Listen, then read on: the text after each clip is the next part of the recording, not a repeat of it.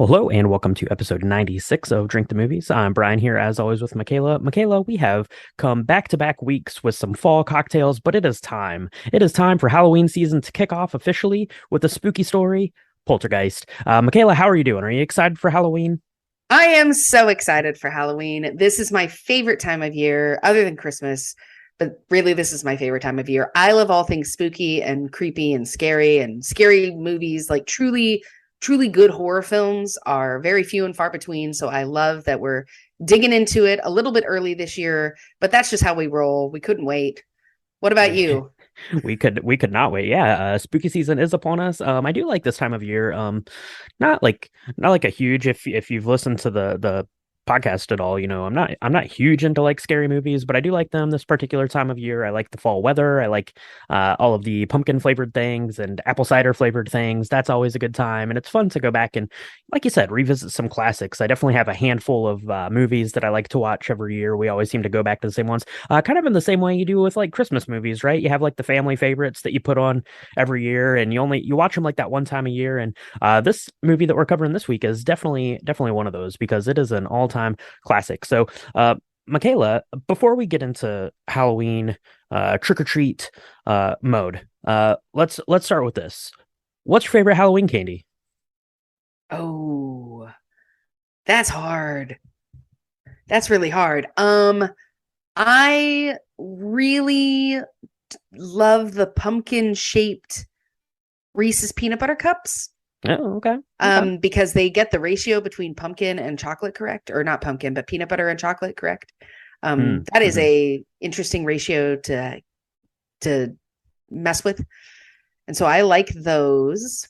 I am not a fan of candy corn though. I mean, that's a thing. Are you into that wax I conundrum? am, I am not into that wax conundrum. No, there is one answer for best Halloween candy, and it is the shaped or Reese's peanut butter cups because the Halloween, the pumpkin, the egg at Easter, the shapes are the best. That's where it's at. That's what you want to get in your goodie bag. But we're going to need some other goodies to get through this all-time classic this week. We're going to need a cocktail, and this one is a delicious one. So why don't we take a quick break? We will be right back to mix up the cocktail, the Poltergeist.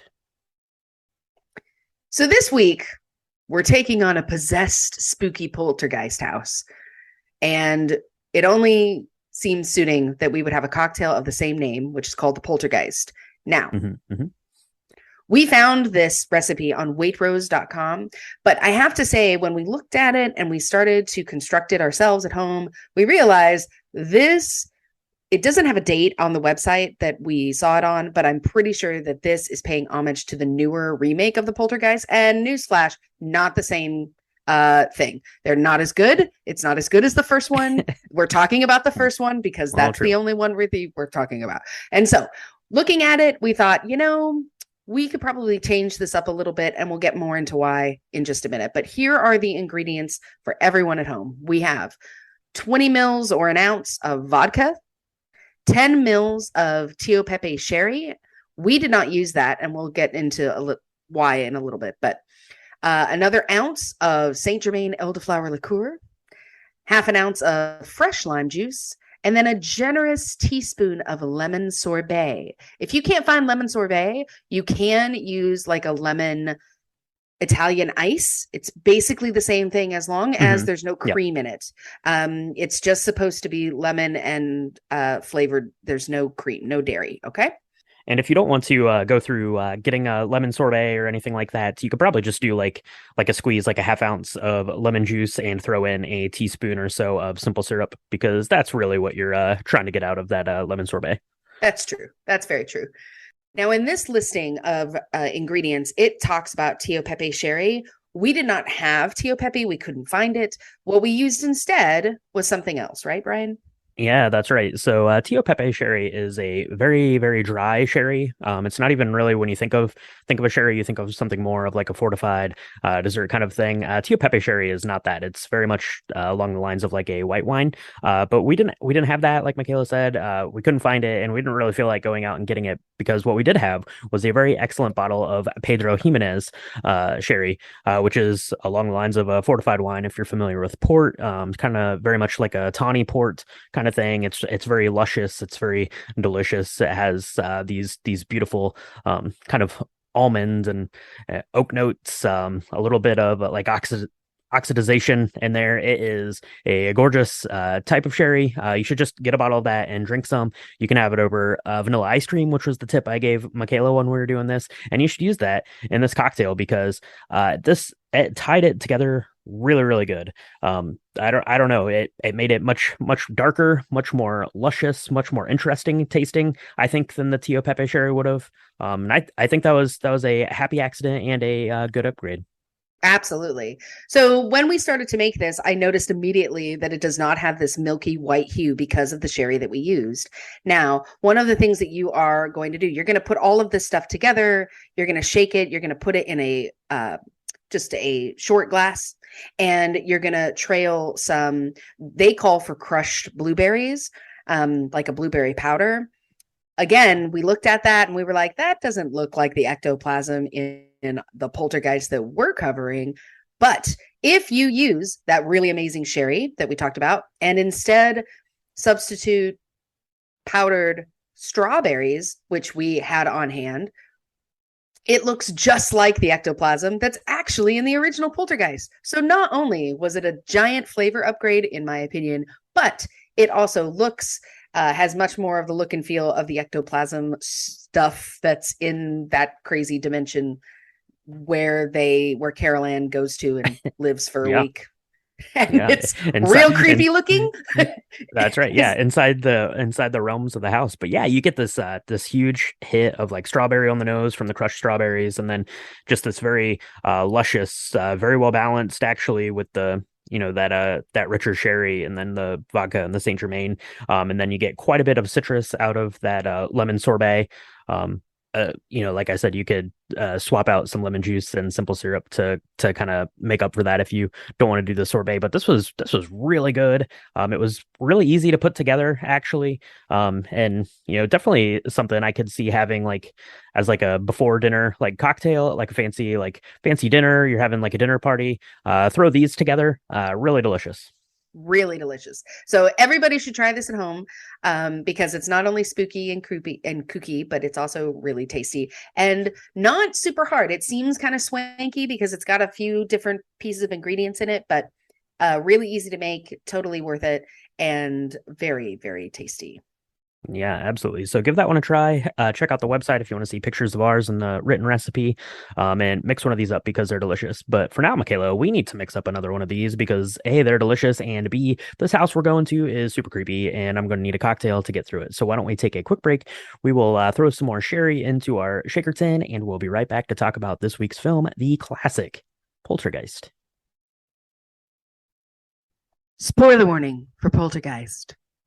If you've not yet seen this 1982 classic, you should stop everything right now. Don't go any further. You should go make yourself a Poltergeist cocktail, the one that we made, because it tastes better and it looks better. And then you should go watch Poltergeist. And then when you're done having nightmares about it, you can come back and we can talk all about it. Yes, you will. You might have some nightmares. You'll have a good cocktail if you mix one of those up, but you will have a good time because this one is a classic. And it turned 40 years old, as all good things tend to do eventually, because this one came out in 1982. It was directed by Toby Hooper, who you might know was the director of the original Texas Chainsaw Massacre, which is a very excellent Halloween film that you should probably watch too. And this one stars JoBeth Williams and Craig T. Nelson as the Freelings, right? Diane and Steve Freeling. And it, of course, stars Heather O'Rourke as the adorable and, albeit a little bit creepy, Carol Ann. That's right. So this film was produced and it was half written by the amazing Steven Spielberg. Mm-hmm. Steven Spielberg was also directing and actively filming E.T. at the time this film was also being worked on. And so he couldn't commit to both per his contract. So they brought in Toby Hooper, who did an amazing job. We're going to talk all about all of the really cool tricks and cinematographic things that were done that made us terrified to leave the TV on in the middle of the night. Yeah. So, but this film actually, not only being really creepy, it did very well from a critical standpoint too. It was nominated for 3 Oscars. Yeah, that's right. It was nominated for the sound effects editing, the visual effects, and the original score. But it did lose all three of those to Steven Spielberg's other project he had going on, which was E.T. But it's really good to be nominated, and you can see a lot of kind of similarities in the way the visual effects were done. Both E.T. and Poltergeist were done by Industrial Light and Magic, which was the George Lucas effects house, which did most of Steven Spielberg's work. So you see a lot of kind of similarities in the way that they're handling things, making things fly around. A lot of parallels there, but between the two, and Steven Spielberg definitely had his stamp on this one, and it's a really good story, and it's kind of set the tone for the haunted house film. We watched this in the theater last night, and you kind of get like this glimpse of where you're not necessarily going to like an old haunted house with ghosts and things, but the house itself is more or less a character in the film that is what is kind of pursuing you and being your adversary in these haunted tales. Yeah. Yeah, and I really like this, the way that this starts, that whole idea around why is a house being haunted? What, there's a backstory behind it. It's not just it's spooky or scary for the sake of being scary. There's a mission behind it, which also makes it more frightening, I think. And when you add a little blue-eyed, blonde-haired girl with sweet, chubby cheeks, it it makes it even worse. So let's dive into it, because the film actually is not super long. Um, Hmm. it's beautiful. This was made back in the day where you could make a 90-minute film and or a That's right. 97-minute film and have it not be panned as not being good just because it's short, or the idea that a movie has to be 3 hours in order for it to be good. So, but it starts off really slowly. You're looking at these really kind of fuzzy, pigmatic pixels of an old TV. Hmm. And, we should talk about this because this was released in 1982. It was probably made in 1980, 81. Yeah. Yeah, and Back in people. the day, Yeah, that's right. Yeah, that's right. It has a couple things going for it. People don't have tube TVs, they don't have network television anymore, and those network stations don't sign off the air. But yeah, when this one's starting, you're seeing like these very pixely kind of images way up close on your video screen. You're hearing it's playing the national anthem in the background because yeah, back in the day, you had your channels, right? Your ABC, NBC, and that was it. And then at I don't know, midnight, 1 a.m., whatever the case was, they would sign off and it would play the national anthem. And then nothing. The TV and station then would be off nothing. until 6 a.m. the next day. So it'd just be static. So it's kind of Yeah. playing through these things. And it hits in the static. And it's really kind of fun and kind of playful because you're at the family home of the Freelings. They have their family dog there, and he's going around. He's stealing some snacks. He knows everyone's asleep. You got Craig T. Nelson, Steve. He's asleep in the chair. Diane, she's asleep up in the bed. All the kids are asleep in their beds. Everyone has snacks in bed. Don't have snacks in bed. That's how you get infestations and things. Maybe even that's how you get poltergeists in your house. I don't know for sure, but the dog is hip to it. He's going around getting them all. But then something creepy happens for Carol Yeah. Ann, or maybe not for Ooh. Carol Ann. She wasn't that creeped out, but should have been. Should have Everyone been should have been. this should have been the first sign, right? So yeah, I just want to say the film, the way that they filmed the dog kind of going through, and that's how you are introduced to the different family members, is really genius. Number one, the sound editing of the different sounds that the dog is making while he's like eating things off the floor, and he's grabbing these old chip bags, and of course they're not old when the movie came out, but now looking at it, it's super nostalgic for me because Cheetos had a very different look than the other potato chip bags, and so on and so forth. But I love that because Ebaz is the name of the dog. He accidentally wakes Carol Ann up. She kind of walks downstairs. She figures out a way to put on her little bunny slippers, and she walks downstairs, and the TV is still on because Steve is like totally passed out in front of the TV. And of course, you have that moment where she gets on her knees and she starts really looking close to the TV. And then it's almost like the TV's talking to her. And the way that she's looking at the TV, trying to see the inside and see if there's, something there, but answering these questions, and you don't know what they're asking her. You can't really hear anything. And then, of course, she puts both hands on the TV, and that's the, signature look. And It's very creepy because she's like trying to get closer and closer to the TV. Yeah, she's going to burn her eyeballs out. She is talking to some demons that are coming in through the I don't know, I guess like the electrical charge of this TV. I'm not 100% sure, but it all seems bad. It all seems bad. And then we're going kind of to the next day. It seems like some more spooky stuff is going afoot. Steve's having some lads over to watch the football game. They're there. They're I don't know. This guy comes in carrying like 1,000 beers. They're like exploding all over, and the TV starts changing stations. And you're like, "Ugh, that seems bad. That doesn't look good after what we saw the TV doing last night." But it turns out, neighbor just has the same TV with the same remote. So they kind of go back and forth. You're getting kind of this image that the neighbors here are a little bit bickery, but no big deal. So nothing afoot there with the TV. But then some other creepy stuff starts happening. The kids are there. They're having breakfast. You pick up your glass of orange juice or milk or whatever it was. The bottom of it just shatters out. Your spoon and fork are bending in midair right in front of your eyes. That doesn't seem good. These Yeah, are bad things. these are bad things. And the only one that seems to be really creeped out by this is 8-year-old Robbie, right? Because there's 3 children. There's 16-year-old Dana, 8-year-old Robbie, 5-year-old Carol Ann. Carol Ann's just kind of hanging out. And the 16-year-old Dana, man, she's oblivious to everything. She's just trying to date people, although she does get, catcalled by the group of people that are putting in her Yeah, pool, and that doesn't seem gross. to be a problem. That's real gross. Also, 1982. So glad that part of you is gone. yeah. Um, Also, her mom just standing there watching her get catcalled by these guys. Doesn't say anything. She just laughs it off. Thinks it's great. I mean, so gross. Dana does give him a good stiff middle finger. So I guess good on She you for does. that, Dana. Good on That's you. right. Good on you. That's right. But she shouldn't have had to do that in the first place. So, yeah, it's weird because there's a lot of activity going around in the house right now. They're getting a pool put in. The Freeling family's getting a pool put in because Steve Freeling is actually a kind of a developer for the neighborhood that they live in. And so that's something that comes to play later. They were one of the first people to actually live in the neighborhood. And so now they're putting in this pool and they're having talks about it, right? The parents are like, hey, it's going to be really great. We're going to put in a diving board. It's going to be awesome.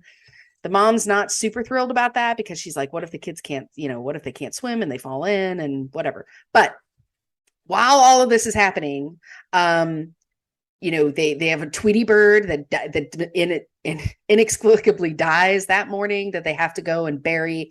And Carol Ann is, for being only 5 years old, she's very sensitive to these things. So she won't let her mom flush it down the toilet, which is what she wanted to do. So they have like this little funeral, and that ends up being a very a very big foreshadow of like what is happening, because of course they bury it in the backyard, and then of course when the pool company comes to dig in the backyard, the first thing it digs up is this little box that held the poor little Tweety bird.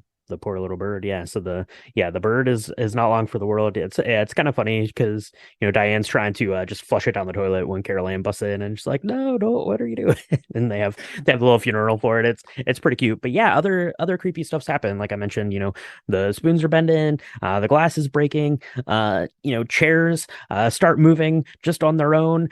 Oh yeah. They're sitting at the breakfast table, right? All the kids, and they get up and leave. And Diane's like, "Why didn't you kids put your chairs back in?" So she goes and pushes them in, and then she goes and does something else. She comes back, all the chairs are back out. The chairs keep moving around, and Carol Ann's like, "Yeah, they're here. What are you talking about? What are you talking about?" And everyone should at that point be like, "Carol Ann, what is going on? Let's get out of here. Let's go right now." But they don't do that because they're going to stay in the house. They're going to stick this out. No big deal. But bad news, bad storm is coming in. When you have a creepy tree outside of your room, you don't want that to happen when you have a storm coming in. It's going to look creepy. You're going to get a little freaked out, and that's what Robbie's doing. Robbie has good reason to be freaked out because he has a lot of scary stuff. He's got like an Alien poster. Alien's great film. It's a cool movie poster, but it's scary, especially if you're a young kid like Robbie. He has a creepy clown. Clowns creepy. Don't have clown dolls. Don't have pictures of clowns. Don't have people dressed up as clowns. Don't have clowns anywhere near you ever. And don't have a creepy tree outside of your room because when the storm comes, it's going to look extra creepy. You're going to think it's a monster, and it looks like a monster, and it's probably going to turn into a monster later in the film. Yeah.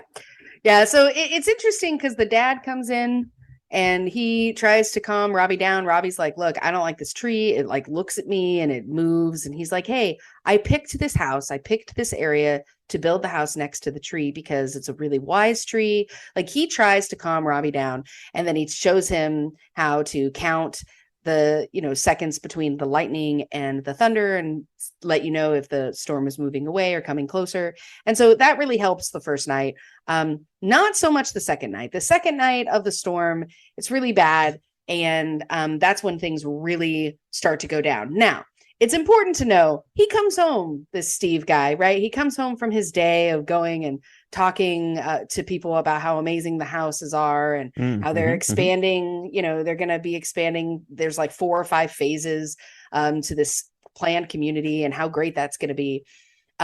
But he comes home and his wife is like, hey, I need to show you something and I need you to not freak out. And that's really the moment, ladies and gentlemen, when you should freak out, because she basically shows this chair move from one side of the kitchen to the other on its own. Now, I don't know how they do that. I'm sure that they did it with magnets or something. I don't know, but it looks really scary and yet totally benign because it's just a chair, right? But then she's like, here, Carol Ann, my 5-year-old, let's sit in the same spot with a helmet on and see if that works. And of course, as soon as that happens, the dad is like, what are you doing? Like, we got to leave. No one goes into the kitchen until I figure this out, as if that's going to make it any better. Yeah, they're like, oh, we'll cook something else, or we'll go out for dinner. Like that's the big problem, is what they're going to eat for dinner that night, instead of like, I have a presence in my house that I should leave.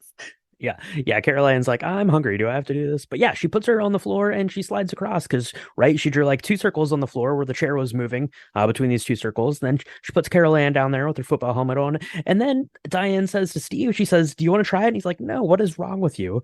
And at that point, Steve, you say, get the kids and get in the car. We're leaving. Should have left yesterday. We're getting a chance to leave today, but we're not going to. We're going to stick it out. We're going to have another night in the storm. A house, I guess it's bad storms coming in.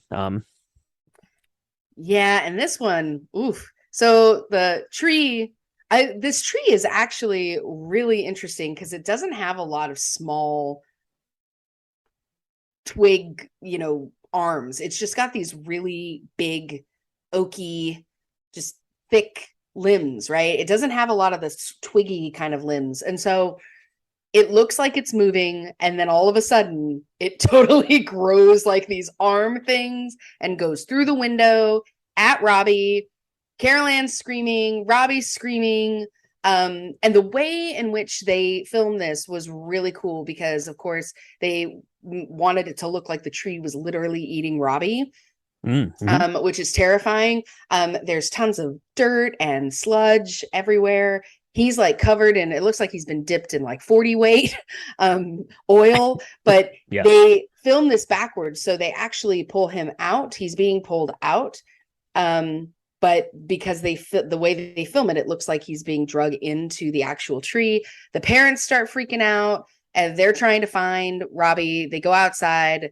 The dad climbs the tree and grabs Robbie just in time for this ginormous looking twister to like scoop up the tree and take it away. And so now there's a big hole in the ground outside of their room, but all of a sudden they realize they can't find Carol Ann.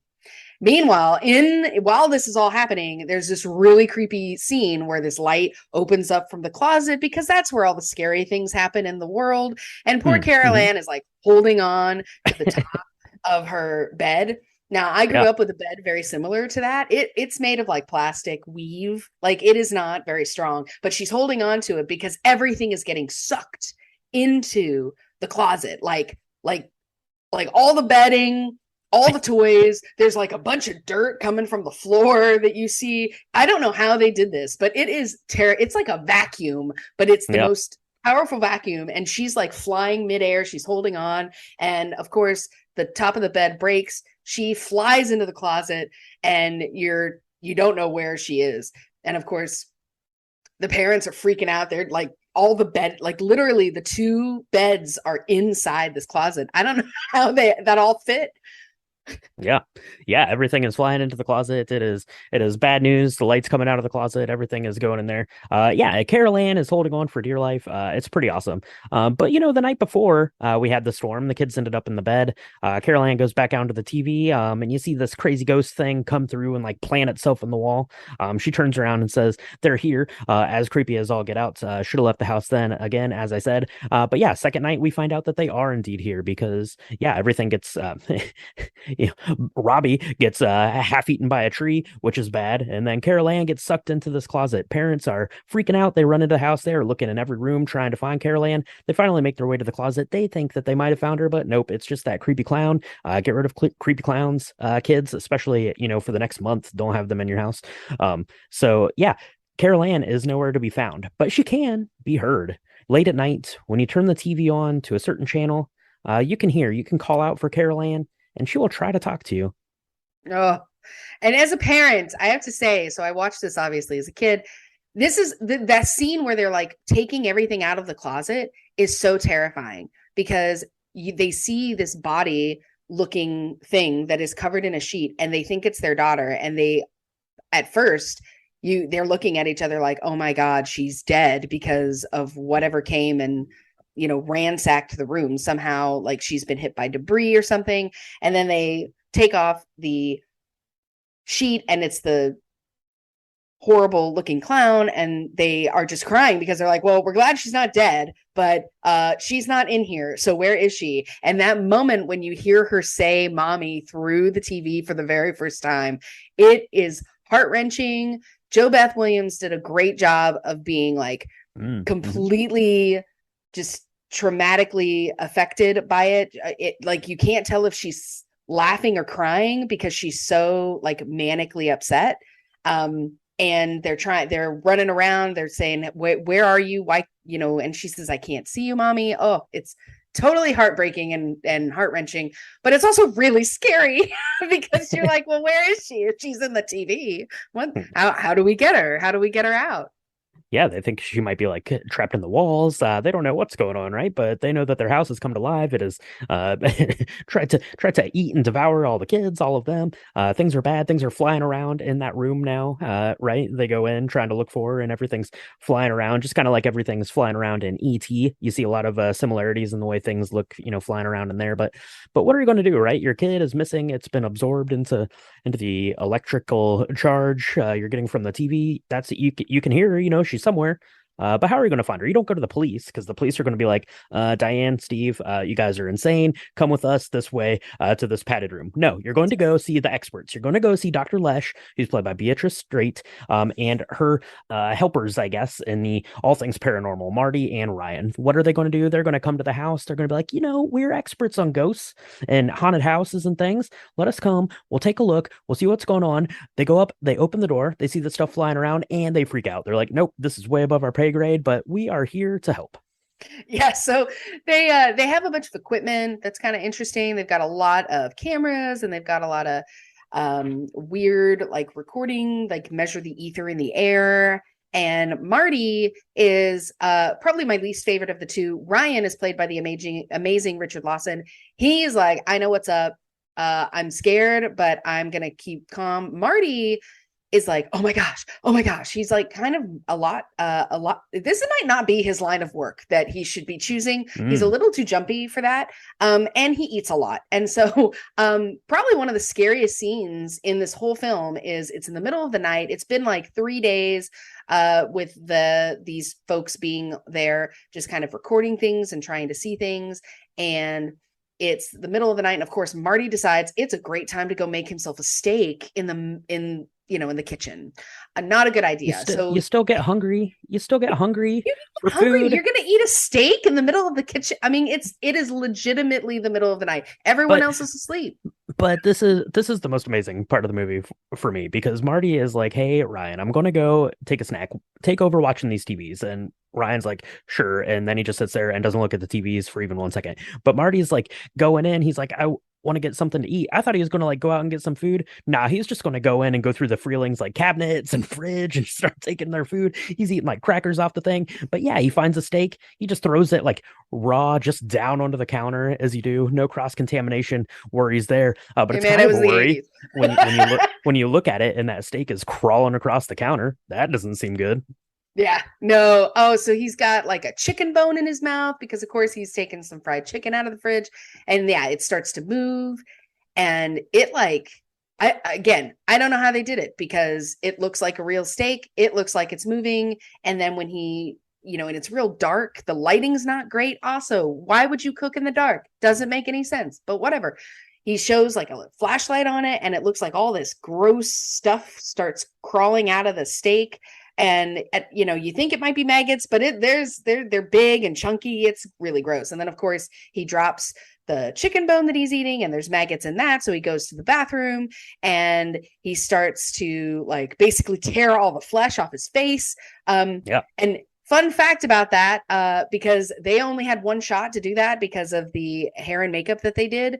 And so the actual person who's doing all the ripping of the flesh is none other than Steven Spielberg himself, because they were like, we only have one shot at this. Why don't you be the one to do it? Because if Martin Casella, who plays Marty, doesn't do it right, we're screwed. So they go ahead and have this really awful scene where he's continuing to like dig into his face to get I don't know why he's doing that, but it's real scary. I did not like it. It freaks you out. He's having like a hallucination. He looks into the mirror, right? And he's got like this big like cut like on his cheek, and he starts digging at it and ripping his face off, and then he kind of comes to and realizes that everything is okay. But he realizes that Marty is the smartest. He's like, nope, I'm out of this house. This house is nuts. Get me out of here. So Marty quits. So Dr. Lesh says, we're gonna take these tapes, because we've seen like the electrical like ghost looking things coming down the stairs. We got some good footage of that on the TV, even though Ryan was no help in watching these things. But luckily they got some footage of it. They're going to take that stuff back. They're going to analyze it. They're going to see, what they can come up with. Marty's not coming back, but Dr. Lesh is going to come back. Ryan's going to come back. And we're going to have to bring in a ringer, right? Like I said, this is way above Dr. Lesh's pay grade. She doesn't know what to do, but Tangina does. That's right. Tangina, played by the amazing Zelda Rubinstein, all 5'3" of her. She is 4'3". 4'3" of her. She might be small, but she is mighty. I love Zelda Rubinstein. She's in a couple of my favorite films from the 80s. The original Teen Witch. You should check it out. It's real good. Anyway. She's comes in, she's got these ginormous 1982 glasses that have that tint on them. She's like walking through the house, and she's like, this house has many hearts. And, at first the Freelings, they're like, look, the mom Diane is willing to do almost anything. She just wants her daughter back. She's willing to go the extra mile. She's willing to believe in whatever she needs to believe to make this happen and get her daughter back. Steve, not so much. At first, he's testing her. He's testing Tangina. He's like, if you're a psychic, you should be able to read my mind. And Tangina, she's not having much of it. She's like, look, I don't have time for this. Do you guys want to save your daughter or not? And so she kind of does a rundown of the house, and then she sits them down and tells them the really bad news, which is basically that your house is really, really haunted. Yeah, your house is really, really haunted. I love the scene too, right? Because she is only 4'3", so she's like, I'm going to like sprain my neck looking up at you, ladies. So she makes everyone kind of like kneel down, and then she gives them. It's very much like a football coach or something, right? Like laying out the game plans. Like you're gonna listen to me. You're gonna do what I say. If you ever want to see your daughter again, we're gonna get her back. But they do have kind of a plan, right? Tangina, she knows what to do, right? Or at least she thinks she knows what to do. This isn't her first rodeo. So what you're going to do, you're going to get a couple tennis balls, you're going to write some numbers on them, you're going to get some rope, and you're going to go upstairs, into the bad room, into the room where nothing good is happening. You're going to open that closet door, you're going to see crazy light coming out of it, and you're going to throw that tennis ball in there. And it's going to fall through the ceiling, because that's apparently where the portal is running through the house. It's like the artery of the house, maybe. I don't know. They don't ever really say why stuff's coming out of the ceiling downstairs, but that is where it is coming. They throw a tennis ball in. One drops down. It's so gross. It's covered in something. They throw the second tennis ball in there. It's so gross, covered in something. So whatever goes in next is definitely going to be gross and covered with something. That's right. And so Tangina explains to them what she thinks is happening is that there's a bunch of souls that are kind of trapped in this house for whatever reason. We don't know why. And there is a scene where like a bunch of old stuff, some of it's very old and some of it's only a couple of years old, but a bunch of stuff kind of falls through that ceiling. And so that's where she gets the idea that, hey, I bet we can figure out a way to go into wherever this dimension is, grab Carol Ann and bring her down through the ceiling somehow, right? But it's really strange because there's all these like watches and rings, and they're like, we don't know, there's nothing that brings them all of these things together. They're not from the same time, they're not from the same person, we don't know. But they think, okay, we're going to go ahead and tie a rope around a person, have them go into this closet that now looks super like there's a lot of rushing air everywhere. The lights are this eerie blue, and it's like very stroby. So I don't know how they did it, but it looks super terrifying and very cool. And they're like, all right, you're okay, mom. So at first Tangina is going to be the one that goes through the portal kind of thing. And then of course, Diane is like, Caroline will never come to you. She doesn't know who you are. I should be the one to go. And I love it because Diane says absolutely, or Tangina says, absolutely not. It should be me. And Jo Beth Williams is like, you've never done this before either. So I'm doing it. And she says, you know what? You're right. You go ahead. Go right on ahead. And it's actually some really much needed comic relief. Yeah, that's right. Yeah, so they're trying to decide who is going to go on the end of this rope into the scary closet. Diane is willing to go. Steve steps up to the plate. He wants to go too. He says, I should go. But Diane makes a good point that, Steve is the only one that could probably hold the other end of the rope, even though, he ends up dropping the rope. Because what happens when Diane goes into the closet to try to find little Carol Ann, the craziest, biggest, like, demon head looking thing pops out of the closet, tries to eat poor Steve. You drop the rope. If something's trying to eat you, of course, you try to hold on, but you can't. But luckily, he held on long enough for Diane to find Carol Ann in this, I don't know, inner house poltergeist dimension, and they fall through the ceiling, but they're real gross. They're real gross. Oh my gosh. It looks like they've either been covered in some sort of strawberry jelly or afterbirth. I can't remember. I can't really put a finger on what it is that's so nasty about it. They get them into the tub. They've got this all prepared. Apparently, water is the thing that kind of wakes them up. But it legitimately looks like she's holding a baby, even though Carol Ann is like 5 years old, right? She's got these incredibly beautiful, her face is very cherubic. Is that how you say it? Where it's like nice and round. Cherub-like. That's it. And they're trying to get them to breathe, and then they finally do breathe. And of course, Carol Ann opens her little eyes and she's like, hi, Daddy. And it's just this really sweet, beautiful moment. Everybody feels a huge sigh of relief. And of course, Tangina, she walks down out of the room and she's like, this house is clean. But it is not clean. She is wrong.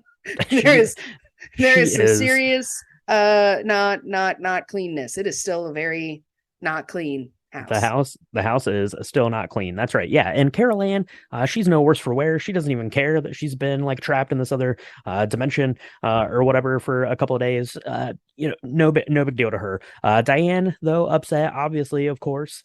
Steve, upset, obviously, of course. And kind of in the background of this stuff going on, we mentioned that Steve was like this real estate developer. He was, they were in the first house in this neighborhood of all these neighborhoods that they've been showing. He was showing some people a new house in the new development, and his boss comes to check on him during all of this, right? Because Steve, obviously, you have poltergeist in your house, you're going to have to call in sick a couple days from work. So his boss turns up and takes him out. He says, I want to show you something. I want to make sure you have all those computers and stuff in your house. I want to make sure that no one is trying to, take you away. So he takes him up onto this hill. He's like, look at this view.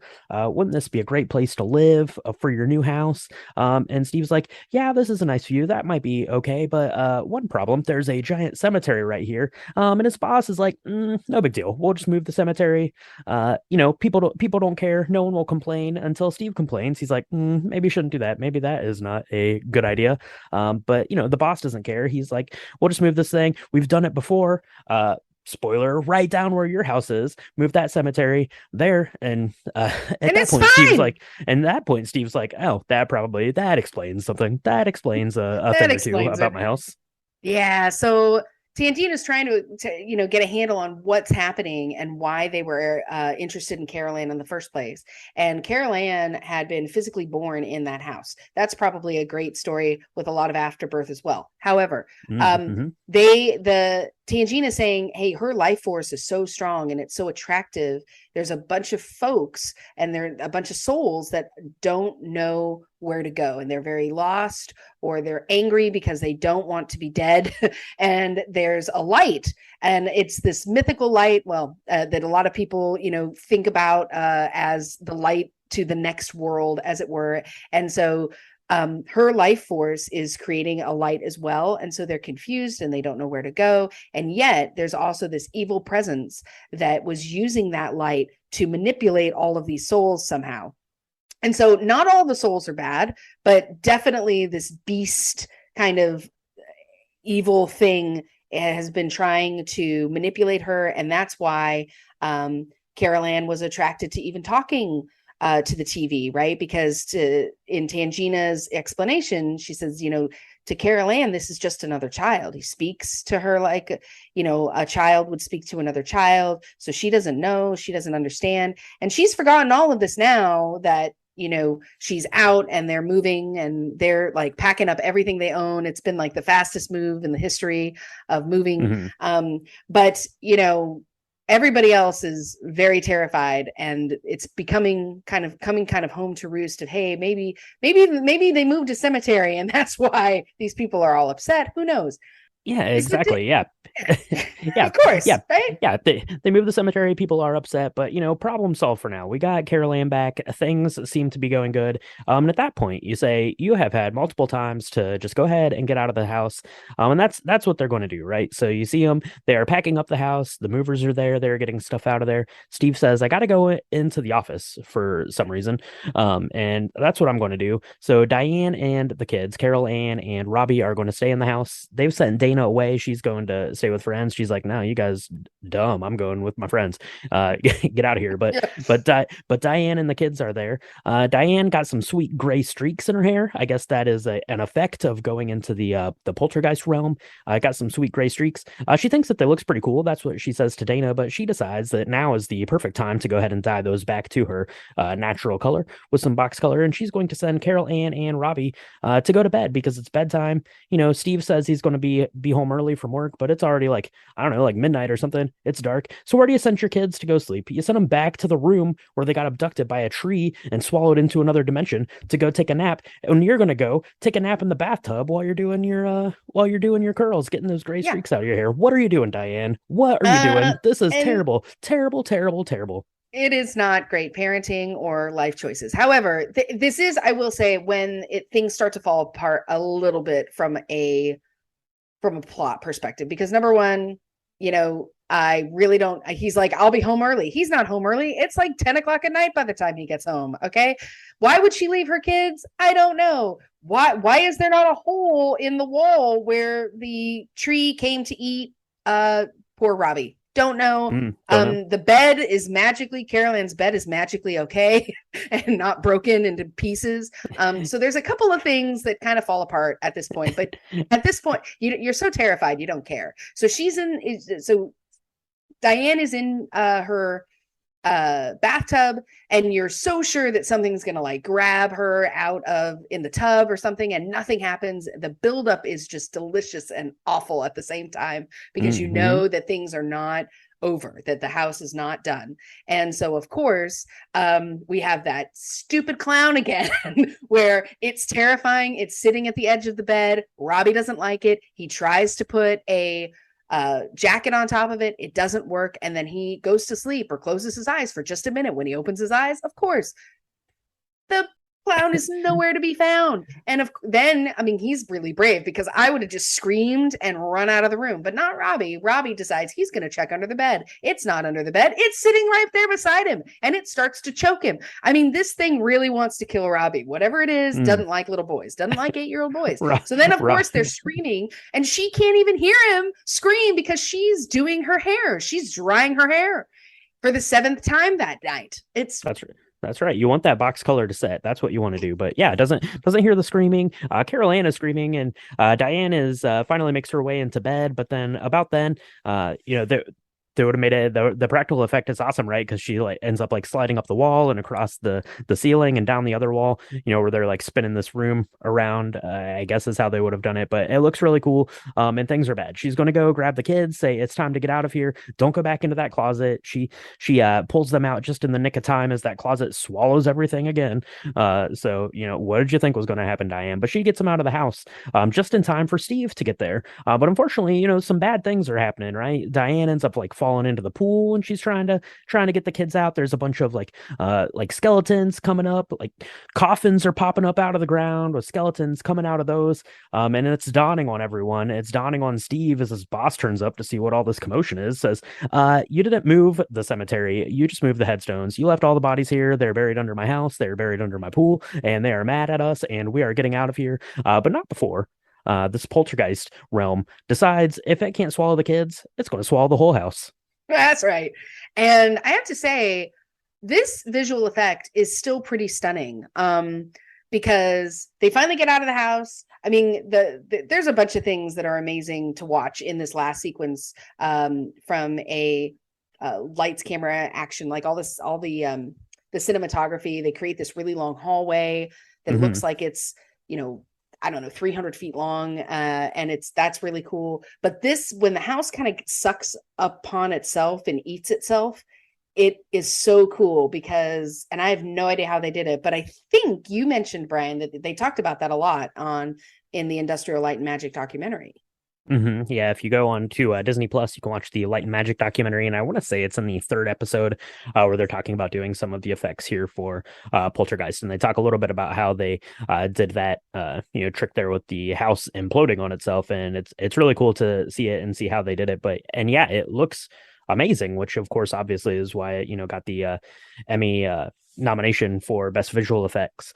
Rightfully so, because even for a horror film, like, these effects were next level in what they were doing and kind of pushing the envelope to tell this story about this possessed house. And the stuff with like the corpses and stuff, those all looked really cool, especially coming up out of the swimming pool. Very creepy, very spooky. As Diane's kind of in there and head to toe covered in mud. But luckily they end up kind of getting away from there. They get into the car and end up driving off as this thing is exploding, and fires are being lit throughout the neighborhood. But luckily for the family, the Freelings get in there. It's kind of hilarious because right about then Dana shows back up in her friend's car, and she's just standing there like, "What's going on?" And Robbie's like, "Go, just leave her. Just let's go. Let's get out of here." Yeah, Robbie at this point is like, you know what? I've seen enough. I've done enough. I'm out. Just leave her, Dad. Just leave her. That's right. But after a week or so of heavy turmoil, of heavy trauma, they make their way finally to the safe haven of the Holiday Inn, where they're going to go and I don't know, at least spend a night to get their wits about them and decide what to do next. But Steve has one more thing he needs to do to make sure that the family is safe. Yeah, he promptly rips out the TV, shoves it outside, leaves it outside. It's pouring, so that TV is now a goner because things don't work the way they used to. And it was not watertight, but he doesn't care. They will not be talking to a TV tonight. That will not be happening. Maybe something else will happen, but it won't be that. It will not be that. That's right. And that is how Poltergeist ends. It is a creepy tale. It is a tale of a haunted house, a possessed house, and that house is going to have its way with you if you mess around and find out. And that's what they did. And it is a really good story. It is a really great horror story. And it is a fun time that we got to go see in the movie theaters. So, Michaela, 40 years. We saw it on the big screen. This came out in 1982. So obviously we didn't see it on the big screen before this week. But do you remember watching Poltergeist as a kid? I do. And it's not, oh, my poor parents. I did have to check with my dad to make sure that I wasn't wrong because I remember seeing this at the ripe old age of 5 in my parents' basement when I was still living in Montana. And that was confirmed. So The same I age as turned Carol out okay. Ann. But yeah, I was the same age as Carol Ann. And this film rated PG. It was rated R. It was going to be rated R, and then they appealed that, and they won the ability to rate it as PG. I have no idea why this is PG. This is not a PG film. This is not. I would not recommend this for probably a 10-year-old. It's pretty scary. And even though some of the effects have aged, it's still, I was more terrified watching it as an adult last night than I was Mm, when I was 5. I don't really know how that works, but yeah. it did. Well, and so we wouldn't have had the rating of PG-13 yet. So yeah, so I mean, it either would have fallen on the PG or the R rating. And the story is very scary. It's very spooky, but there's really only kind of one gory bit, and that's when Marty is kind of clawing his face off, which is gross, which I actually don't remember. So I think when I would have seen this, probably would have been on TV, which I'm guessing that probably got edited out for TV because I don't remember that. I remember, Yeah. pretty much the rest of the film, but I don't remember that bit of pulling off the face. So yeah, that is definitely kind of traumatic. It's very creepy. It's very scary and off. It's very off-putting. You don't like to see that. Yeah. That's not what I want to see. But what I do want to see is Poltergeist because it is an excellent movie with an excellent cast. Jo Beth Williams is excellent. Craig T. Nelson obviously is excellent. He is amazing as Steve, and obviously Craig T. Nelson went on to have this very very great and varied career. Going into comedy, he was like a comedy writer, I think, at the time when Poltergeist came out. So he was very unknown, but went on to do Coach, which if you're old enough, you remember that was very big in the realm of the sitcoms, and then a lot of other things since then. So Yeah. Yeah. And Jo Beth Williams, I don't know if she did much else after this, to be honest, on the big screen. She was in a bunch of, she's still around doing a bunch of really great work in series. So like Dexter, The Client, Private Practice. But I don't think I've seen any other movies with her. I will probably be wrong on that. But um, I think she does an amazing job of playing this frantic mom. And mhm. I really felt that a lot more as an adult watching this.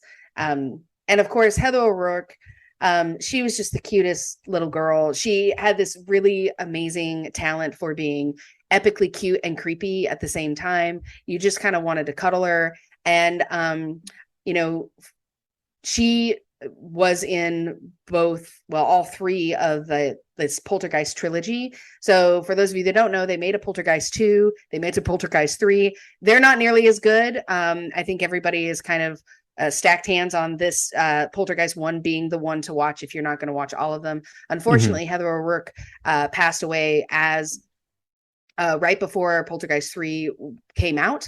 And so Mhm. it's very sad because she probably could have had a long and varied career as well. There's a lot of weird stories around Poltergeist. There's the idea that the show was cursed because there's been a lot of awful things happen to people that were part of this making of this or acting in this Mhm. show. But I will say it is one of my favorite horror films of all time, because it still scares me to this day. And you're right, there's not, to your point earlier, there's not a lot of gore. I mean, don't get me wrong, when the mom is floating around in the swimming pool and all the bodies just kind of come up, that is absolutely terrifying. Yep. I think that is so awful. And the only people who save her is the neighbor who's like a total jerk the whole time. Right. And then he doesn't want to do anything else. She's like, my babies are upstairs. And he's like, yeah, sorry about that. Yeah, Glad you're maybe, okay. maybe you and your husband shouldn't have been a jerk to me. And maybe I go help you right now. Or also maybe he's like, no, I look at your house right now, and I would have known to get out of there. So maybe he was the smart one. But yeah, Maybe. like you said, Michaela, this spawned the sequels, Poltergeist 2 and Poltergeist 3. There was a Poltergeist TV show in 1996, Poltergeist: The Legacy, and then of course the reboot film, which no one should ever go see probably, that came out just a few years back. I think something like 2016, something like that. I don't know. Not even worth knowing. going. So make sure you cross Poltergeist off your list if you're doing a Halloween watch. I know a lot of people will do that, like the 31 days of Halloween. Make sure to get Poltergeist on that list, and make sure to get Poltergeist on your cocktail menu because it is delicious. It is pretty easy to put together. It involves a really good sherry that you can use for a nice after dinner drink in addition to having it in that cocktail. So make sure you do that, and make sure if you do, send us pictures because we want to see them because we love getting pictures, we love getting feedback, we love knowing what you're drinking and what you're watching for Halloween. So make sure you do that. Tag us on Instagram and Twitter. It's at Drink the Movies, and on Facebook.com/Drink the Movies. If you want to get pictures of ours, episode recaps, all that good stuff, you can do that on our website, which is www.drinkthemovies.com. And before the house explodes or implodes, before you get sucked into a portal, before your TV turns on and starts talking to you, take a minute. Go leave us a review. That helps a lot. Where can they do that, Michaela? You can find us on Apple Podcasts, Stitcher, Spotify, Good Pods, anywhere where Anchor podcasts are distributed. We really love to hear about what you're loving about Drink the Movies, any cocktails that you're loving, anything you would like us to do. We're getting a lot of special requests for different movies and different cocktails to feature. So that's really awesome. Leave us a review. It helps us get the Drink the Movies out there and build up the amazing community that you all are. Yeah, that's right. Absolutely. Absolutely. And Michaela, it is Halloween time. We are rolling right along with the Halloween picks, and we are going to be covering something next week that is equally as scary as Poltergeist, no doubt, as we are going to dip our toes back into a realm. This is going to be a sequel episode. We haven't done a lot of sequels here on Drink the Movies to previous episodes, but last Halloween, we did a little film called Hocus Pocus.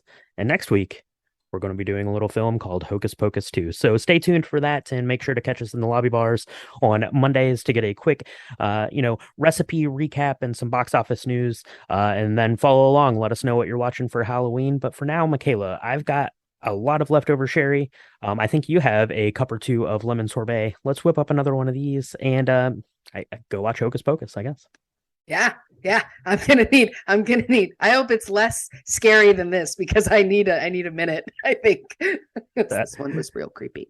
That's right. Yeah, we're going to get our wits about us, and we will talk to everyone next time on Drink the Movies. They're here. This house is clean.